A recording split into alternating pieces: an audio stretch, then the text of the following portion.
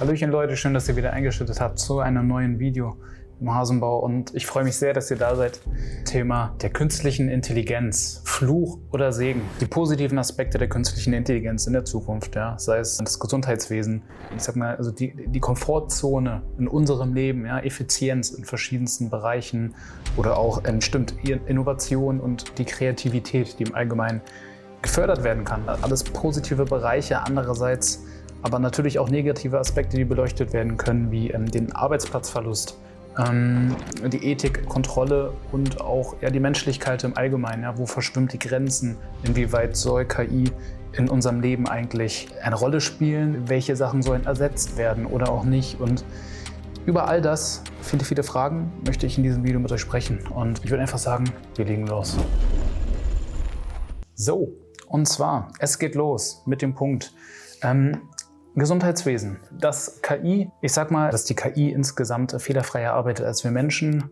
Dafür gibt es sehr viele Hinweise, denn die KI ist längst nicht so anfällig für Fehler wie wir Menschen, sei es durch irgendwie das Kontrollieren oder Nicht-Vorhandensein von Emotionen und auch eben, ich sag mal, menschlichen Aussetzern, ja, die einfach da sind, weil wir eben keine KI und keine Maschine oder kein Programm in der Hinsicht sind.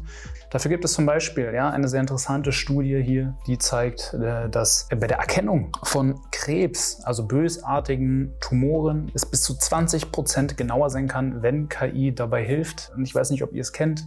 So ist es aber sehr oft zu hören, dass Menschen mit verschiedenen Befunden zu irgendwelchen Orthopäden rennen, frag 5 Ärzte, du kriegst 5 verschiedene Antworten von dem, was du hast. Und ich finde, es ist in dem Bereich zum Beispiel auch was super Gutes, ja, dass wir sehen, okay, zack, da kann KI uns helfen. Es gibt nicht mehr dieses Dilemma von, ja, wer sieht jetzt was, interpretiert da jemand was rein, sondern in so einem Bereich zum Beispiel ist es doch super, dass wir KI haben, zum Beispiel im Gesundheitswesen. Der nächste Punkt ist zum Beispiel die Pflege. Wir haben einen Fachkräftemangel und ich glaube, da sind wir noch ein bisschen von entfernt. Ich sag mal, was die Pflege betrifft, gibt es gewisse Länder wie Japan, in China ist das Ganze auch schon etwas fortschrittlicher unterwegs, dass es dort irgendwelche Roboter gibt, die gewisse Sachen liefern, vielleicht ganz simple grobmotorische Aufgaben erledigen, aber das ist jetzt noch nichts Flächendeckendes, wovon gerade wir hier in Europa noch lange nichts sehen, aber dazu kommen wir gleich.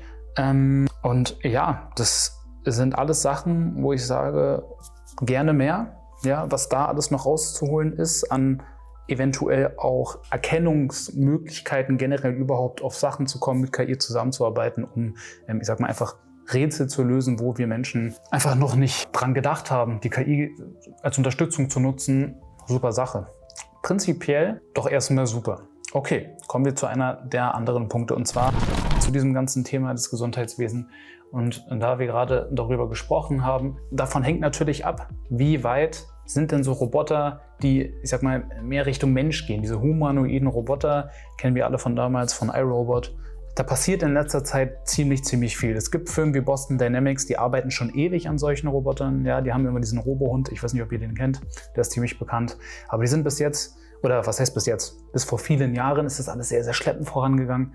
Die wurden dann hier und da mal besser, konnten ein bisschen schneller laufen, ein paar mehr Stufen nehmen, irgendwie mal eine Vorwärtsrolle machen. Mittlerweile nimmt die ganze Geschichte deutlich Fahrt auf. Wir haben China, wir haben die USA und dort gibt es, ich sag mal, wie so ein Wettrennen. Wie immer, das wird ein Wettbewerb bleiben und auch aufgrund dieser ganzen Zölle macht sich jetzt China unabhängig von Amerika, da bis jetzt Nvidia einen Großteil dieser H100-Chips irgendwie hergestellt hat, die dort genutzt werden für diese Roboter, die wiederum China jetzt aber nicht mehr kaufen will aufgrund dieser Zollpolitik von Trump, stellen die jetzt wiederum eigene Chips her, ja, mit Huawei und ja, die sind zwar nicht ganz so leistungsstark, aber auch da der Trend des Abkoppelns von Amerika und was Europa macht, na gut, das ist nochmal eine andere Sache, aber wir sehen, da geht es deutlich voran. Wir haben hier auch eine Meldung, dass BMW zum Beispiel gut dabei ist, diese Roboter auch in ihrer eigenen Produktion mit zu integrieren, um halt dort, sage ich mal, eben auch grobe Arbeitsaufgaben bewältigen zu können und die Menschen somit, ich sag mal, überflüssig zu machen, um es jetzt einfach mal ganz grob zu sagen. Auch hier nochmal eine Meldung, die sehr spannend ist. Wir haben eine Firma, und zwar Figure heißt diese Firma, und die sitzt in den USA und hat jetzt einen Deal von $675 Millionen mit Investoren wie Jeff Bezos und OpenAI und Intel bekommen. Und ich denke mal, das sind Herrschaften, die werden nicht in irgendwas investieren, in das sie keine Zukunft sehen. Und die, wie wir hier auch nochmal lesen, streben einen 9 Milliarden Umsatz bis 2029 an. Und die sind jetzt wirklich dabei, diese humanoiden Roboter somit als erste Firma wirklich so zu fördern, dass die bald flächendeckend wirklich in einem kommerziellen Stil produziert werden sollen und dann in der Industrie eingesetzt werden können, um halt Arbeit zu übernehmen. Even though this is the very first time that you've ever seen these items, I'd like you to use your new Helix AI and try to reason through where you think they belong in the scene, and then work together to put them away.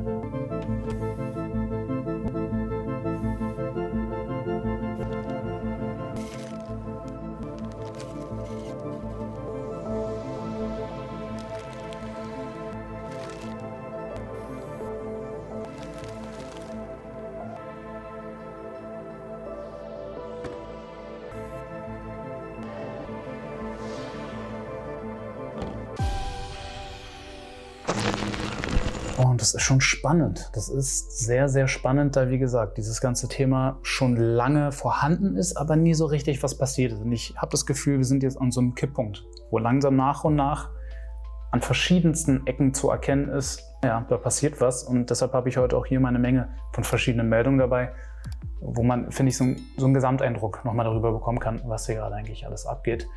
Hier haben wir Wave, bringt KI für automatisiertes Fahren nach Deutschland. Ja, das ist ein britisches Unternehmen, was erstmal, ich sag mal, probetechnisch, um es weiter optimieren zu können, hier nach Deutschland bringt. Ja, aber auch die wollen hier am liebsten natürlich Fuß fassen und auch da werden natürlich Interessen sein. Und es wird auch Gründe geben, warum die meiner Meinung nach Deutschland kommen, denn das werden sie nicht machen, wenn dort nicht irgendwie zu vermuten ist, dass dort vielleicht in Kürze oder in Zukunft mehr passieren kann. Wie ich ja auch nochmal gesagt habe gerade, ist, dass wir hier sehen, dass Nvidia nochmal kräftig in autonomes Fahren investiert hat und auch, wie gesagt, ihre eigene Plattform, sage ich mal, das Betriebssystem auf den Markt gebracht hat, was wiederum dann von, ich sag mal, amerikanischen Unternehmen genutzt werden wird. Und auch hier nochmal, das ist ein deutsches KI-Startup, ein deutsches KI-Startup, autonome Fahrzeuge in der Öffentlichkeit nun anfängt zu testen. Genau, viele, viele kleine Sachen oder viele kleine Bereiche, an denen wir erkennen können, dass es vorangeht in dieser Richtung und ich finde das Ganze sehr, sehr spannend. Genau. Ach so, auch das Thema Sprachassistenten. Ja, wir haben hier ChatGPT, verschiedenste Unternehmen, die jetzt irgendwie vom Gefühl jede Woche mit irgendwelchen neuen Updates, was Sprachmodelle betrifft, rauskommen, die unglaublich realistisch sind. Ja, irgendwann kommen wir dann hoffentlich weg von diesen nervenden Roboterschwimmen, die einen irgendwie nie verstehen und hinhalten wollen. Aber ja, auch da wird es immer schwerer zu erkennen, was ist eigentlich Mensch, was ist KI. Naja, und auch im Bereich der Kreativität allgemein kann man jetzt gar nicht so viel zu sagen, ja, es gibt eigentlich unglaublich viel dazu zu sagen, aber wir sehen diese ganzen Generative AI Unternehmen, ja, wie Runway, Kling, hier Sora, also es gibt ganz, ganz, ganz viele, die wirklich dabei sind, ob es jetzt Image-to-Video-Generation, Text-to-Video, Text-to-Picture-Generation, also einfach Text in Bilder umwandeln zu können oder aus einem Text ein Video zu kreieren. Die werden immer besser. Ja, also man hat manchmal das Gefühl, wenn man da so ein bisschen drin ist, es dauert. Andererseits geht es aber auch wahnsinnig schnell. Und dementsprechend, ja, auch in der Musikbranche, ja, Sachen, dass Künstler eigentlich gar keine Personen mehr wirklich sind, sondern nur noch irgendwelche Prompts eingetippt werden, erstelle mir ein Lied, das so und so klingt mit dem Beat und so einer Stimme. Auch das wird immer besser. Unglaublich, was es da alles gibt. Die Frage ist immer, inwiefern, wie weit lässt man diese KI das Ganze übernehmen, denke ich mir immer, gerade im kreativen Bereich sollte es, oder denke ich mir, weil ich möchte ja nicht, dass nur die KI kreativ ist, sondern sie mich eventuell inspiriert. Ich lasse mich inspirieren. Aber auch da, wir werden sehen, was daraus wird. Und und sei es natürlich noch, das Übernehmen in der Arbeitswelt von wirklich, ich sag mal, stupiden Aufgaben, worauf wir Menschen eigentlich auch keinen Bock haben. Ich sag mal, Verwaltungsthemen, ja, so in Bürgerämtern oder auch an der Kasse sitzen. Ja, das sind alles so Sachen. Ich denke, in der Zukunft werden wir Menschen davon befreit werden.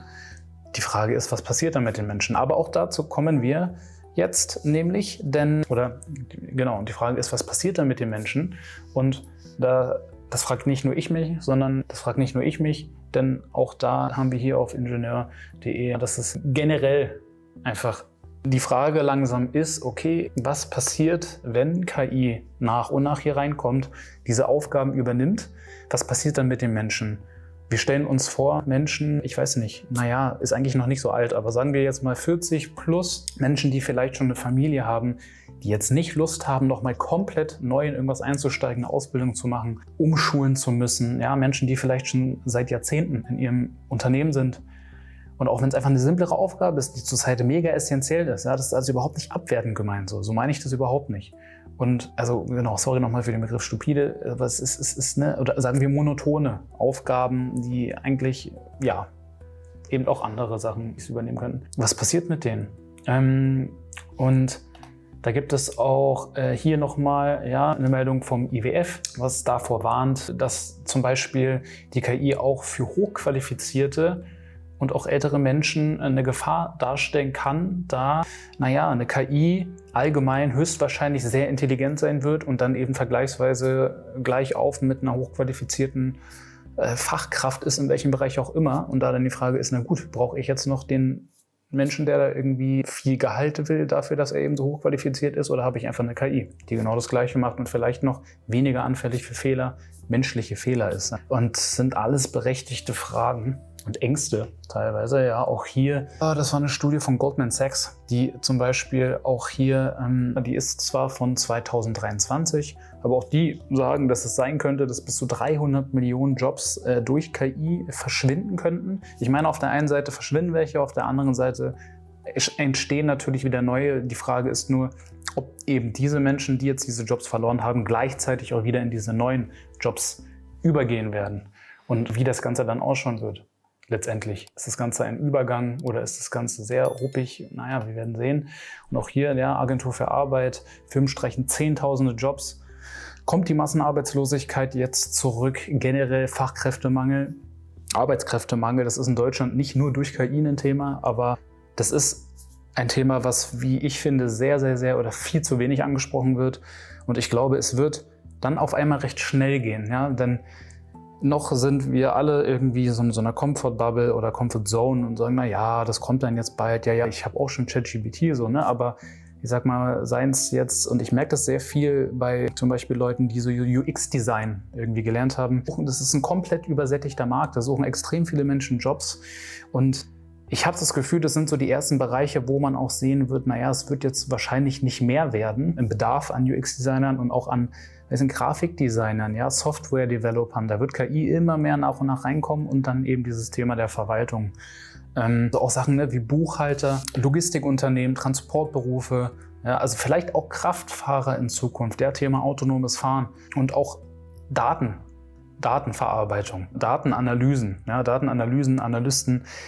Das sind alles Sachen, da wird auch jetzt KI schon extrem genutzt und ist extrem simpel.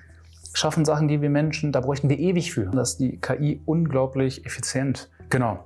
Aber ich sag mal, ich habe das Gefühl, dass Menschen mit Handwerk, Menschen im sozialen Bereich, Forschung und Entwicklung, also alles, wo, ich sag mal, noch wir Menschen selber denken müssen, selber kreativ werden müssen, was zu denken, was noch nicht gedacht wurde. Da werden, glaube ich, noch viele Menschen lange was von haben, aber es wird spannend werden. Und da bin ich gespannt. Auch hier sehen wir nochmal eine Studie von McKinsey, die nämlich auch davon ausgehen, dass bis 2030 rund 30% der aktuellen Arbeit schon durch Technologie ersetzt werden könnten. Und das ist schon krass.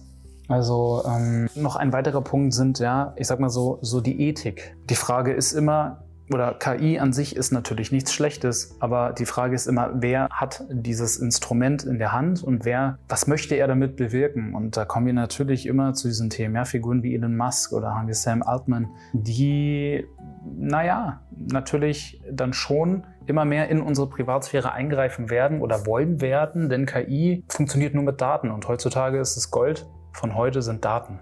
Und es wird mit der Privatsphäre meiner Meinung nach echt schwierig werden. Ich habe das Gefühl, wir müssen uns fast davon verabschieden, dass es diese Privatsphäre, wie wir sie kennen, zumindest, ich sag mal, wenn wir in einem System noch Teilhabe genießen wollen, sage ich mal, bis zu einem gewissen Punkt, müssen wir mitmachen. Oder natürlich auch sagen, okay, mache ich nicht mit. Und ich denke, dann wird es aber einen krassen Cut geben. Und das ist alles noch nicht hundertprozentig da, aber auch da sehen wir die Zeichen. Wie wir sehen, der Sam Altman, und der hat so einen Iris-Scanner, um dann halt zu verifizieren, dass es sich bei den Nutzern von diesem WorldCoin um echte Menschen handelt. Einerseits könnte man natürlich sagen, wow, super, ja, also eine Sicherheit ganz groß natürlich, ja, aber Iris-Scan ist halt schon krass und führt eben auch diese Währung nun in den USA ein. Es wurde anscheinend relativ viel schon so international damit gearbeitet, jetzt aber auch in den USA, und auch da wurde ordentlich investiert und die Produktion wird jetzt richtig vorangetrieben, dieser Iris-Scanner. Das ist schon krass. Und auch da muss man halt eben überlegen, würde ich jetzt meine Iris scannen lassen, um dann, ich sag mal, in der Lage zu sein, mir diesen Coin holen zu können, oder hört es da halt auch wieder auf? Und eben Thema Privatsphäre, haben wir hier eine Meldung, neues digitales Pflichtkonto für Bürger, was kommen soll. Und das sind alles Sachen, naja, es ist nur eine Frage der Zeit. Und ich meine, wie gesagt, es hat auch alles sehr, sehr viele positive Seiten. Wir müssen einfach schauen, wo das Ganze hinführt. Und ich denke, jeder muss für sich da auch wieder seine Entscheidung treffen. Wo gehe ich mit, wo gehe ich nicht mit? Und es wird spannend werden. Denn ich denke, das Ganze wird dann auf einmal relativ schnell kommen. Und wir sollten uns im Kopf schon mal darauf vorbereiten, dass diese Zeiten kommen. Und dann halt, ja, zu sehen, gibt es vielleicht auch Alternativen, die entstehen können? Gibt es andere Wege, die wir Menschen gehen, um uns, sage ich mal, eben von solchen Systemen trotzdem irgendwo auch unabhängig zu machen? Und eben, da ist immer die Frage, wie doll lasse ich mich von dieser ganzen Geschichte kontrollieren? Und auch hier nochmal spannend, ja, Aldi testet KI-geführten Supermarkt. Es gibt immer wieder mal so Pilotprojekte, die so eine Sachen testen. Oder solche automatisierten Filialen, habe ich schon öfter mal von gelesen. Aber es wird halt immer mehr. Und ich habe es, wie gesagt, schon mal gesagt, ich habe das Gefühl, wir sind so kurz davor, dass das alles, und ich meine jetzt mit kurz nicht, ne, dass in den nächsten 3 Wochen es jetzt irgendwie losgeht, so, aber ich sag mal in den nächsten Jahren, und das ist ja dann so gesehen relativ kurz, es wird deutlich mehr werden, ob es autonomes Fahren ist, Fortbewegungsmittel im Bereich der Verwaltung, Arbeitswelt, überall. Und ja, es ist spannend. Es ist wirklich spannend. Was habt ihr dazu zu sagen? Wie seht ihr das? Habt ihr schon Berührungspunkte mit der KI? Wie viel arbeitet ihr mit der KI? Das würde mich wirklich interessieren. Oder merkt auch ihr schon, dass es vielleicht euren Job bedroht? Denkt ihr schon darüber nach, irgendwie, weiß ich nicht, euch anders zu orientieren? Oder wie sieht es aus? Ist es irgendwie noch völlig fern, dieses Thema? Lasst mir gerne mal eure Meinung da. Ich hoffe, ihr konntet so einen kleinen Überblick darüber bekommen. Mega spannendes Thema.